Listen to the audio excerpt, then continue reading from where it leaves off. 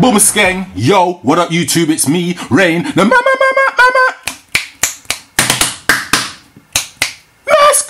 Now, it's been Off-White season, and I thought I missed out, but I didn't. Box number 1. So these are the Air Force One Low. The Air Force One Low from the 10. Now, these are something to behold. I'm not going to get into the detail of the box because you saw when I did the other 2 reviews on the Off-White stuff, how the box is laid out. The only difference with this is it says Nike swoosh on the front. But anyway, just to bear in mind that it is the anniversary year, or it's an anniversary year of the Air Force One, 30 years. So with that, there are some special Air Force Ones coming out. This is potentially one of the best Air Force One. Actually, let me say that. I'm going to say though, this is top 3 from the 10 collection. Boom. Initially, what are your thoughts? Get interactive in the comments. For me, these are crazy, and I've said it before. I've said it 3 times this year, and I'm just being proven wrong. Proved. I'm just saying shit. I keep saying that I'm not an Air Force One man. It's hard to deny this trainer. It's hard to deny this trainer. It's so hard. This is insane. My only gripe with it, and when I get through the review, you'll see. This is this is a white trainer, but white on 3 different levels. I'll show you what I mean by 3 different levels. So you've got the, is this gonna work? Until I zoom in, you don't actually understand or get what I mean. Hopefully you're getting this HD. So this is like a nylon kind of material, which is white. However, the white on the toe box, which is actually a nylon mesh, is different from that. Therefore, when it gets dirty, you've got 2 different kinds of cleaning you got to do. Now, when I pan round, hopefully you're still getting it in HD. If you're looking at the lace holes, pow, are a dense suede. Now, this suede is not a joke. It's the same kind of suede that was used on the ACW Air Force One highs that I showed you a few videos back. Now, this guy, I don't care what anyone says, he is doing a ting in regards to these silhouettes. Now, you've got like a PVC transparent Nike swoosh. You can just make that out. Boom. And then, materials are quite similar all the way around the trainer until you get to the back. Now, what my man decided to do is use a canvas. And I hope the camera's picking this up. I'm sorry if it's not. I'm trying to do my best with it.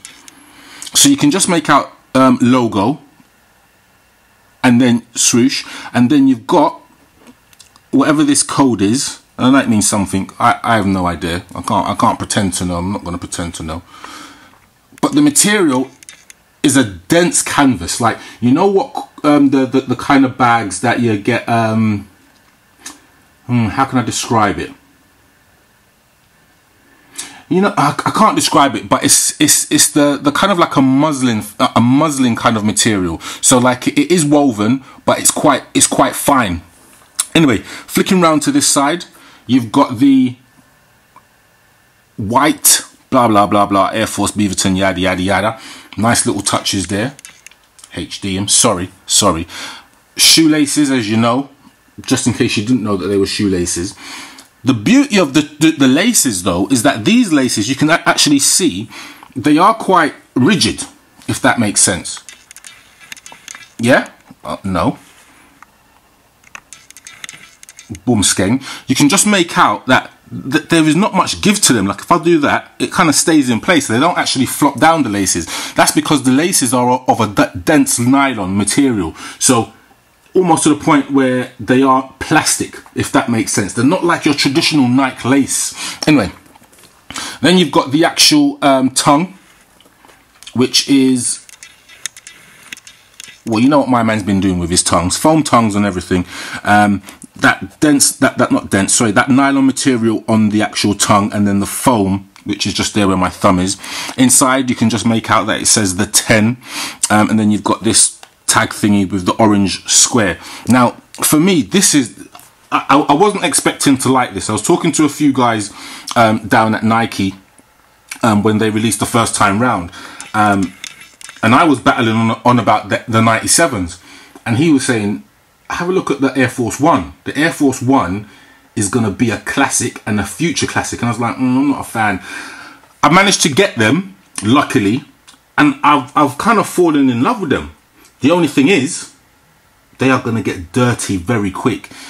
It's like, you can't even have, forget people stepping on your trainer, forget that. Simply walking on road will make this dirty. Forget wearing these into a club, it don't make sense, because if a man steps on your foot, that's it. I'm not saying you have to throw the trainer away, but because of the different combinations of material, it's very, very difficult to, they're going to be very difficult to clean. And these are getting dirty very quick. I've seen man wearing the Air Max 90s and they just look battered, and they've probably only worn them twice.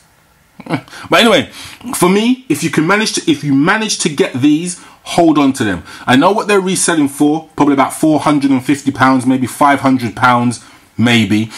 Hold on to them. This is definitely one for the collection. 30th year anniversary, this is not one to be sold or whatever it may be. This 10 collection, for me, has probably got to be one of the greatest collaborations in, I was going to say history, but that might be pushing it. But the greatest collaborations in recent years. It doppies anything that Kanye West did. It doppies anything that Adidas have done with their collaborations. It doppies stuff that Supreme have done with Nike. Look, man's ears perked up, you know. Man's like, what? What did man say about Supreme? But anyway, I'm going to get into it. Anyway, you let me know. Am I wrong? From the video, what are your thoughts on the trainer? Anyway, it's Rain the mama, talking too much, mask, and I'm signing OUT.